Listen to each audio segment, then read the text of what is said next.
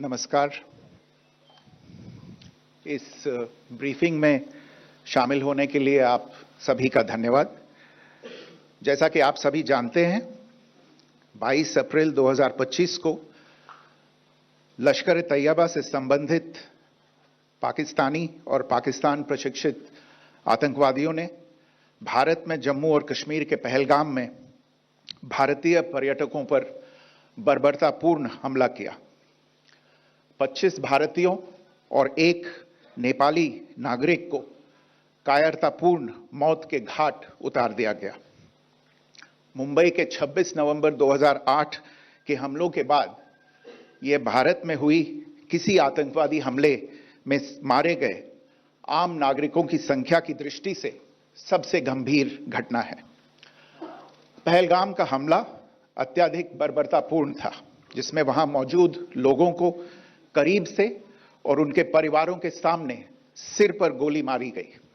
हत्या के इस तरीके से परिवार के सदस्यों को जानबूझकर आघात पहुंचाया गया। साथ ही उन्हें यह नसीहत भी दी गई कि वे वापस जाकर इस संदेश को पहुंचा दें। यह हमला स्पष्ट रूप से जम्मू और कश्मीर में बहाल हो रही सामान्य स्थिति को बाधित करने के उद्देश्य से किया गया था। चूंकि पर्यटन फिर से अर्थव्यवस्था का मुख्य आधार बन रहा था, इस हमले का मुख्य उद्देश्य इसे प्रतिकूल रूप से प्रभावित करना था। पिछले वर्ष आप सभी जानते हैं, 2.25 करोड़ से अधिक पर्यटक कश्मीर आए थे। इस हमले का मुख्य उद्देश्य इसलिए संभवतः यह था कि इस संघ राज्य क्षेत्र में विकास और प्रगति को नुकसान पहुंचाकर इसे पिछड़ा बनाए रखा जाए और पाकिस्तान से लगातार होने वाले सीमा पार आतंकवाद के लिए उपजाऊ जमीन बनाने में सहायता की जाए। हमले का यह तरीका जम्मू और कश्मीर और शेष राष्ट्र दोनों में सांप्रदायिक दंगे भड़काने के उद्देश्य से भी प्रेरित था। इसका श्रेय सरकार और भारत के सभी नागरिकों को दिया जाना चाहिए कि इन प्रयासों को विफल कर दिया गया। एक समूह ने खुद को रेजिस्टेंस फ्रंट TRF कहते हुए इस हमले की जिम्मेदारी ली है। यह समूह संयुक्त राष्ट्र द्वारा प्रतिबंधित पाकिस्तानी आतंकवादी समूह लश्कर-ए-तैयबा से जुड़ा हुआ है। यह उल्लेखनीय है कि भारत ने मई और नवंबर 2024 में संयुक्त राष्ट्र की 1267 कमेटी की सैंक्शंस मॉनिटरिंग टीम को अर्धवार्षिक रिपोर्ट प्रस्तुत की थी, जिसमें TRF के बारे में साफ इनपुट दिए गए थे। इससे पाकिस्तान स्थित आतंकवादी समूहों के लिए कवर के रूप में TRF की भूमिका सामने आई थी। इससे पहले भी दिसंबर 2023 में भारत ने इस टीम को लश्कर-ए-तैयबा और जैश-ए-मोहम्मद के बारे में सूचित किया था, जो TRF जैसे छोटे आतंकवादी समूहों के माध्यम से अपनी गतिविधियों को संचालित कर रहे हैं। इस संबंध में 25 अप्रैल को UN सिक्योरिटी काउंसिल प्रेस वक्तव्य में TRF के संदर्भ को हटाने के लिए पाकिस्तान के दबाव पर भी ध्यान दिया जाना चाहिए। पहलगाम आतंकवादी हमले की जांच से पाकिस्तान के साथ आतंकवादियों के संपर्क उजागर हुए हैं। रेजिस्टेंस फ्रंट द्वारा किए गए दावे और लश्कर-ए-तैयबा से ज्ञात सोशल मीडिया हैंडल द्वारा इसको रीपोस्ट किया जाना इसकी पुष्टि करता है। चश्मदीद गवाहों और विभिन्न जांच एजेंसियों को उपलब्ध अन्य सूचनाओं के आधार पर हमलावरों की पहचान भी हुई है। हमारी इंटेलिजेंस ने इस टीम के योजनाकारों और उनके समर्थकों की जानकारी जुटाई है। इस हमले की रूपरेखा भारत में सीमा पार आतंकवाद को अंजाम देने के पाकिस्तान के लंबे ट्रैक रिकॉर्ड से भी जुड़ी हुई है, जिसके लिखित और स्पष्ट दस्तावेज उपलब्ध हैं। पाकिस्तान दुनिया भर में आतंकवादियों के लिए एक शरण स्थल के रूप में पहचान बना चुका है। यहां अंतर्राष्ट्रीय स्तर पर प्रतिबंधित आतंकवादी सजा पाने से बचे रहते हैं। इसके अलावा पाकिस्तान ने इस मुद्दे पर विश्व और फाइनेंशियल एक्शन टास्क फोर्स जैसे अंतर्राष्ट्रीय मंचों को जानबूझकर गुमराह करने के लिए भी जाना जाता है। साजिद मीर का मामला, जिसमें इस आतंकवादी को पाकिस्तान ने मृत घोषित कर दिया था और फिर अंतर्राष्ट्रीय दबाव के परिणाम स्वरूप वो जीवित पाया गया, इसका सबसे स्पष्ट उदाहरण है। यह स्वाभाविक है कि पहलगाम में हुए इस हमले से जम्मू और कश्मीर के साथ साथ भारत के अन्य भागों में भी आक्रोश देखा गया। हमलों के बाद भारत सरकार ने स्वाभाविक रूप से पाकिस्तान के साथ संबंधों को लेकर कुछ कदम उठाए। आप सभी उन निर्णयों से अवगत हैं जिसकी घोषणा 23 अप्रैल को की गई थी। तथापि यह आवश्यक समझा गया कि 22 अप्रैल के हमले के अपराधियों और उनके योजनाकारों को न्याय के कटघरे में लाया जाए। हमलों के एक पखवाड़े के बाद भी पाकिस्तान द्वारा अपने क्षेत्र या अपने नियंत्रण वाले क्षेत्रों में आतंकवादियों की इंफ्रास्ट्रक्चर के विरुद्ध कार्रवाई करने के लिए कोई स्पष्ट कदम नहीं उठाया गया है। उल्टे वो इनकार करने और आरोप लगाने में ही लिप्त रहा है। पाकिस्तान आधारित आतंकवादी मॉड्यूल्स पर हमारी खुफिया निगरानी ने संकेत दिया है कि भारत के विरुद्ध आगे भी हमले हो सकते हैं। अतः इनको रोकना और इनसे निपटना दोनों को बेहद आवश्यक समझा गया। आज सुबह, जैसा कि आपको ज्ञात होगा, भारत ने इस तरह के सीमा पार हमलों का जवाब देने और उन्हें रोकने तथा उनका प्रतिरोध करने के अपने अधिकार का प्रयोग किया है। यह कार्रवाई नपीतुली, नॉन एस्केलेटरी, आनुपातिक और जिम्मेदारीपूर्ण है। यह आतंकवाद की इंफ्रास्ट्रक्चर को समाप्त करने और भारत में भेजे जाने वाले संभावित आतंकवादियों को अक्षम बनाने पर केंद्रित है। आपको यह भी स्मरण होगा कि 25 अप्रैल 2025 को संयुक्त राष्ट्र सुरक्षा परिषद ने पहलगाम आतंकवादी हमले पर एक प्रेस वक्तव्य जारी किया था, जिसमें आतंकवाद के इस निंदनीय कार्य के अपराधियों, आयोजकों, फाइनेंसरों और प्रायोजकों को जवाबदेह ठहराने और उन्हें न्याय के दायरे में लाने की आवश्यकता पर जोर दिया गया था। भारत की आज की इस कार्रवाई को इसी संदर्भ में देखा जाना चाहिए। Good morning. Thank you all for joining this briefing. As you are all aware, on April 22, 2025, Pakistani and Pakistan-trained terrorists belonging to the Lashkar-e-Taiba carried out a savage attack on Indian tourists at Pahalgam in Jammu and Kashmir in India. They murdered 26 people, including one national of Nepal, causing the largest number of civilian casualties in a terrorist attack in India since the 26 November 2008 attacks in Mumbai. The attack in Pahalgam was marked by extreme barbarity, with the victims mostly killed with headshots from close range and in front of their families. Family members were deliberately traumatized through the manner of the killing, accompanied by the exhortation that they should take back the message. The attack was clearly driven by the objective of undermining the normalcy returning to Jammu and Kashmir. In particular, it was designed to impact the mainstay of the economy, tourism, with a record 23 million tourists visiting the valley last year. The calculation presumably was that harming growth and development in the Union territory would help keep it backward and create fertile ground for continued cross-border terrorism from Pakistan. The manner of the attack was also driven by an objective of provoking communal discord, both in Jammu and Kashmir and the rest of the nation. It is to the credit of the government and the people of India that these designs were foiled. A group calling itself the Resistance Front has claimed responsibility for the attack. This group is a front for the UN-proscribed Pakistani terrorist group Lashkar-e-Taiba. It is notable that India had given inputs about the TRF in the half-yearly report to the monitoring team of the UN's 1267 Sanctions Committee in May and November 2024, bringing out its role as a cover for Pakistan-based terrorist groups. Earlier too, in December 2023, India had informed the monitoring team about Lashkar and Jaish-e-Mohammed operating through small terror groups such as the TRF. Pakistan's pressure to remove references to TRF in the April 25 UN Security Council press statement is notable in this regard. Investigations into the Pahalgam terror attack have brought out the communication notes of terrorists in and to Pakistan, the claims made by the Resistance Front and their reposting by known social media handles of the Lashkar-e-Taiba speak for themselves. Identification of the attackers based on eyewitness accounts as well as other information available to law enforcement agencies has also progressed.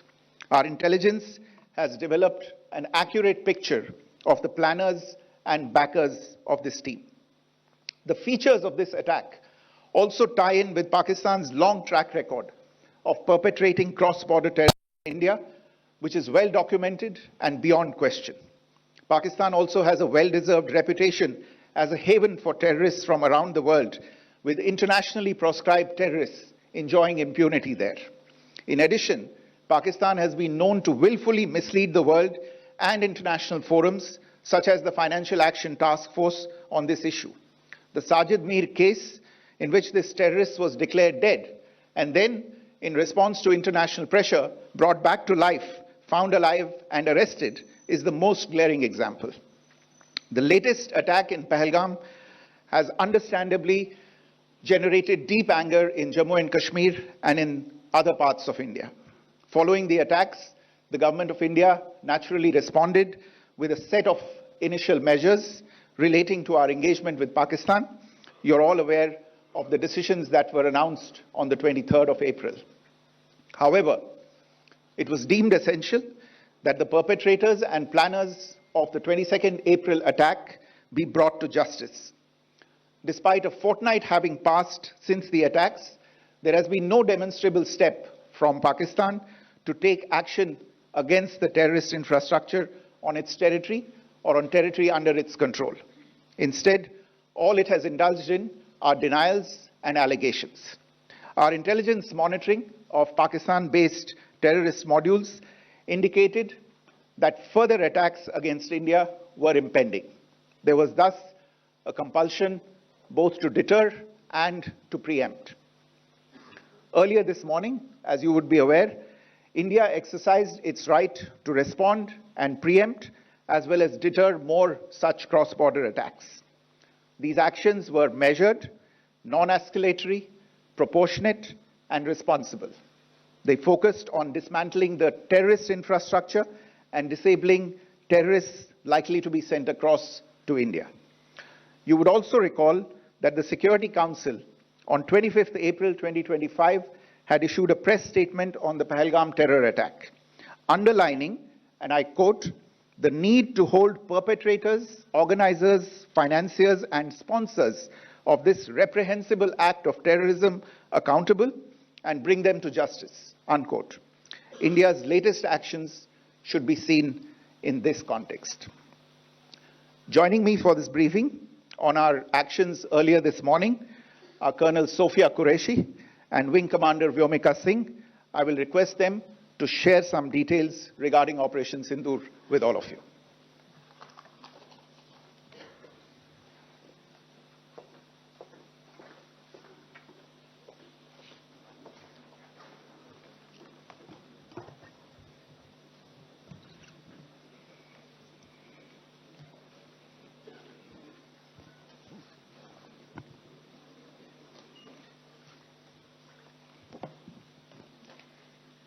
सुप्रभात देवियों और सज्जनों, मैं colonel Sophia Qureshi और मेरे साथ wing commander Vyomika Singh आज आपको 6 से 7 मई 2025 की रात 1:05 से 1:30 बजे के बीच भारतीय सशस्त्र बलों द्वारा अंजाम दिए गए ऑपरेशन सिंदूर के बारे में जानकारी देंगे।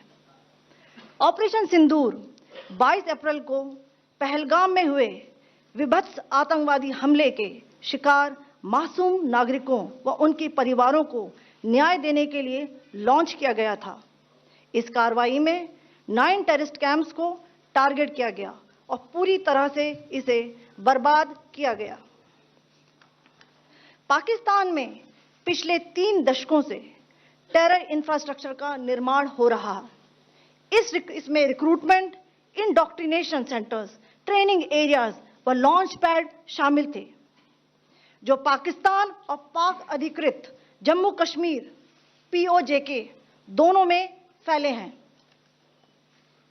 Operation Sindoor was launched by Indian Armed Forces to deliver justice to the victims of Pahalgam terror attack and their families. 9 terrorist camps were targeted and successfully destroyed. Over the last 3 decades, Pakistan has systematically built terror infrastructure. It is a complex web of recruitment and indoctrination centers, training areas for initial and refresher courses, and launch pads for handlers. These camps are located both in Pakistan as well as Pakistan-occupied Jammu and Kashmir areas. Some of the well-known training camps are located, as you can see on the screen. They are distributed from Savai Nala in the north, counting to approximately 21, ending at Bhagalpur to the south. इन लक्ष्यों का चयन विश्वसनीय intelligence सूचनाओं के आधार पर हुआ, ताकि आतंक गतिविधियों की रीढ़ तोड़ी जा सके, और यह खास ध्यान दिया गया कि निर्दोष नागरिकों और सिविलियन इंस्टॉलेशन को नुकसान न पहुंचे। The selection of these targets for Operation Sindoor was based on credible intelligence inputs and role of these facilities in perpetrating the terror activities. The locations were so selected to avoid damage to civilian infrastructures and loss of any civilian lives. This was done with due diligence, and the camps selected for targeting and their engagement will now be shown to you one by one. POJK के target मैं आपको बताना चाहूंगी।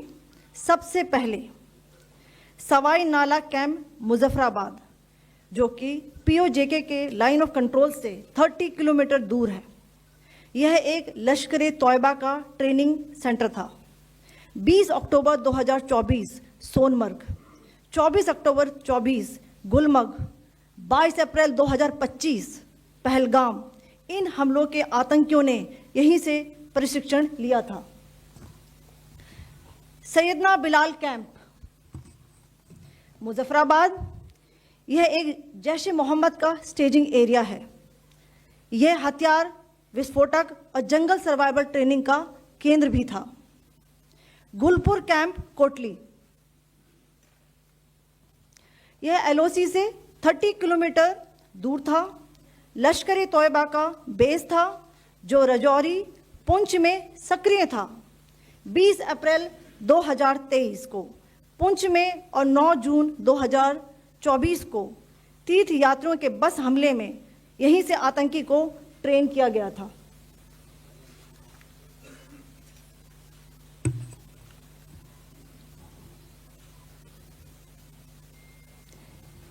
Barnala camp बिम्बर, यह LOC से 9 kilometre दूर है। यहां पर हथियार, हैंडलिंग, IED व जंगल सर्वाइवल का प्रशिक्षण केंद्र था। अब्बास कैंप कोटली,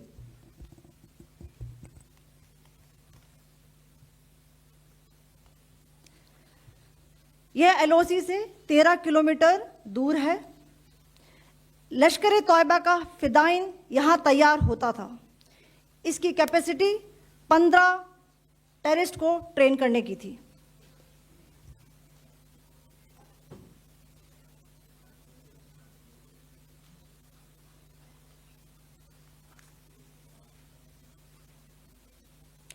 अब मैं पाकिस्तान के अंदर के टारगेट से अवगत कराना चाहूंगी। पहला, सर्जल कैंप सियालकोट, यह अंतर्राष्ट्रीय सीमा से 6 किलोमीटर की दूरी पर है, सांबा कठुआ के सामने।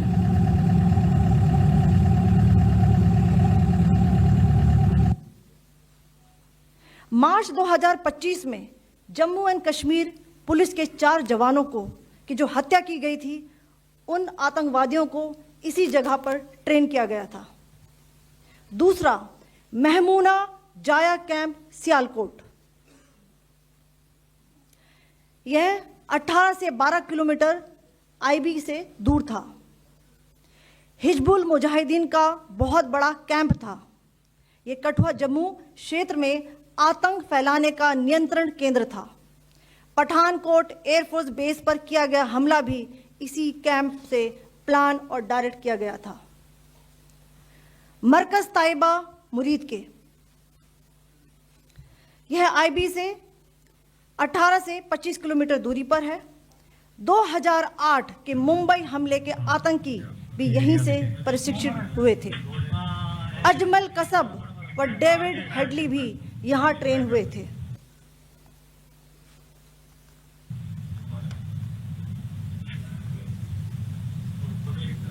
आगे दूसरा आया।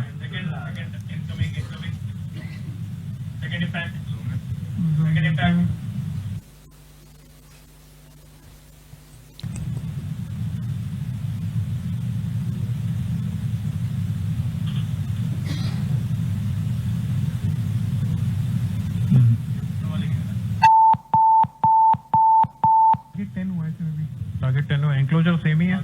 7 it is hit the target. हाँ हाँ।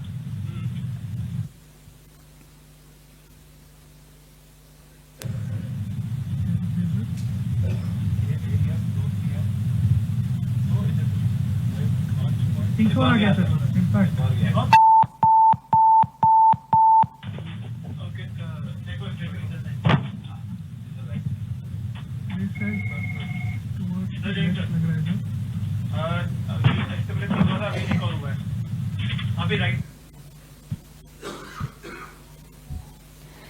मरकज सुभान अल्लाह भावलपुर, ये इंटरनेशनल बाउंड्री से 100 किलोमीटर दूर है। जैश ए मोहम्मद का मुख्यालय था। यहाँ पर रिक्रूटमेंट, ट्रेनिंग व इंडॉक्ट्रिनेशन का केंद्र भी था। शीर्ष आतंकी अक्सर यहाँ आते थे। मैं आप सबको बताना चाहती हूँ कि किसी भी सैन्य ठिकाने का निशाना नहीं बनाया गया और अभी तक किसी तरह की नागरिक क्षति की रिपोर्ट नहीं है। धन्यवाद। जय Hind. The strike on the terror camps were undertaken through precision capability, as shown to you. A niche technology weapons with careful selection of warheads was ensured so that there will be no collateral damage. The point of impact in each of the target was a specific building or a group of buildings. All the targets were neutralized with clinical efficiency, and the results reiterate the professionalism of the Indian Armed Forces in the planning and execution of their operations. No military establishments were targeted. India has demonstrated considerable restraint in its response. However, it must be said that the Indian Armed Forces are fully prepared to respond to Pakistani misadventures, if any, that will escalate the situation. Jai Hind, and thank you very much. Ladies and gentlemen, friends in the media, I ask your indulgence today in view of the fact that this is still an evolving situation. We will therefore not be able to take questions and answers today, but we will come back for more updates and more briefings shortly. Thank you all very much for joining us this morning. Thank you. Jai Hind.